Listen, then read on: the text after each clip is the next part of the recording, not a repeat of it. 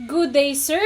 Today we will discuss watertight bulkheads based on social regulation. Watertight bulkheads are strong walls inside the ship. They divided the ship into compartments. So dili pasudlan og tubig ang isig section or kada compartment. So if naay damage, dili dali mukatag or mo spread ang tubig. Why is this important? It helps prevent the ship from sinking. It gives time for rescue operations. It keeps passengers and crew safe. According to SULAS, ships must have enough watertight bulkheads. They should be properly placed from front to back. The ship should still float even if one compartment is flooded.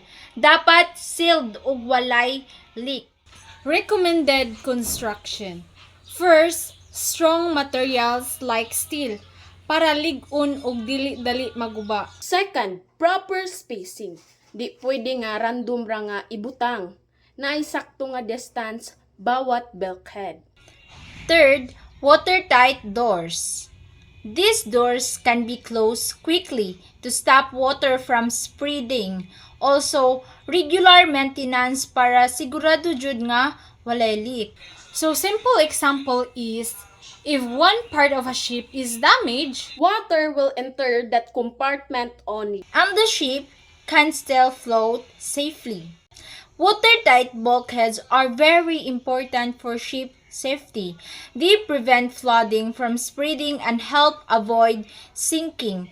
That's all. Thank you for listening.